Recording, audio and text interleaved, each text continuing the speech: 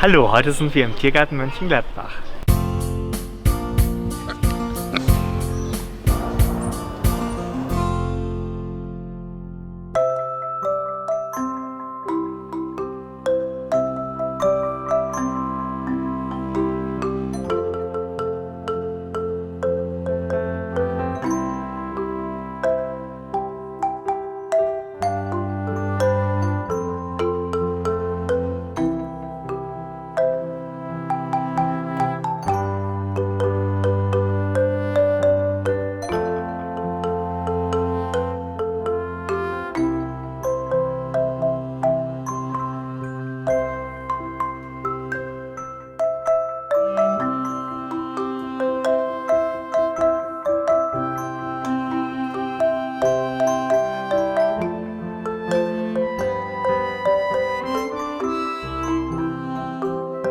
Auch hier starke Familien mit Nachwuchs.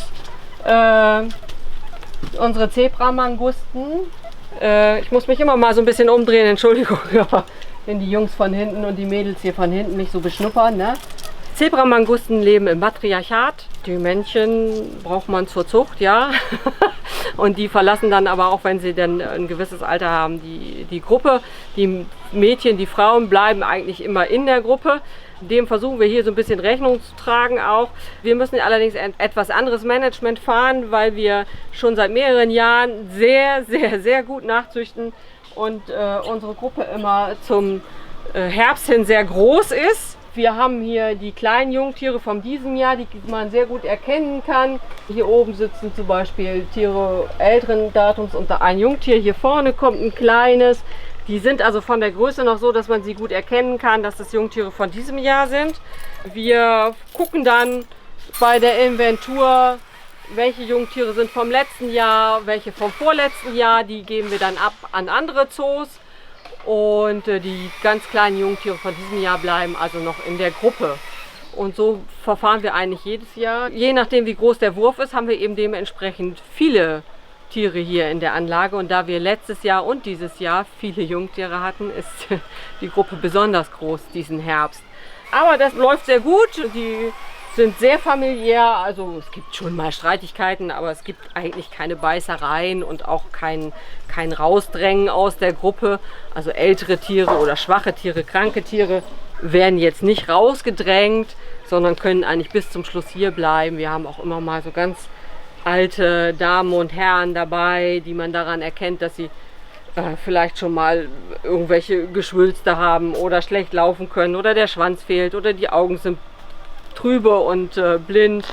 Auch die bleiben eigentlich bis zum Schluss in der Gruppe, bis wir meinen, es geht einfach nicht mehr. Sie haben Schmerzen, haben Leiden oder aber sie versterben hier auf der Anlage, meistens in der Schlafhöhle hier, und da können wir sie dann einsammeln sozusagen und dann aus der Gruppe nehmen. Aber meistens ist es so, dass wir eben die Gruppe verkleinern, indem wir Jungtiere aus dem letzten und dem vorletzten Jahr abgeben. Eine ganz spannende Tierart. Nicht nur Erdmännchen sind spannend, sondern auch Zebramangusten. Erstens, wie gesagt, weil sie im Matriarchat leben. Zweitens, weil sie keine reinen Fleischfresser sind. Na, eigentlich schon, aber sie bestäuben zum Beispiel auch Blüten und Pflanzen. Das habe selbst ich lange Zeit nicht gewusst, bis eines Tages hier eine Studentin kam und fragte, ob sie unsere Tiere mit an eine Studie aufnehmen kann.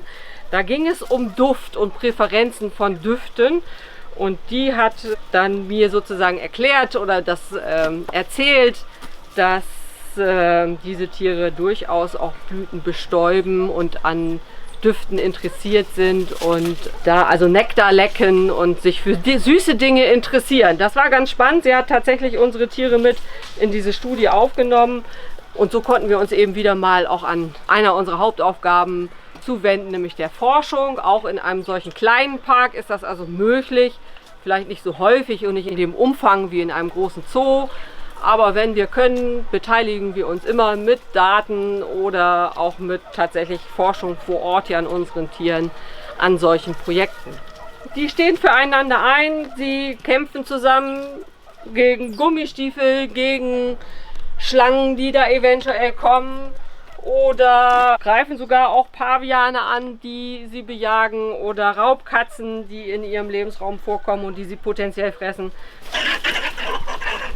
Da hat man jetzt gerade den Warnruf gehört, ja? Wenn einer Alarm gibt, mit diesem, ich kann das nicht schlecht nachmachen, dann flitzen alle ganz schnell weg und verstecken sich und die Jungtiere gehen dann in den Bau.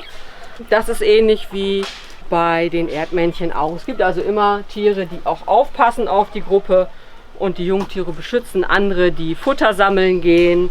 Es gibt König und Königin. Und diese Königin ist sozusagen das Oberhaupt, das Alpha-Tier der Gruppe.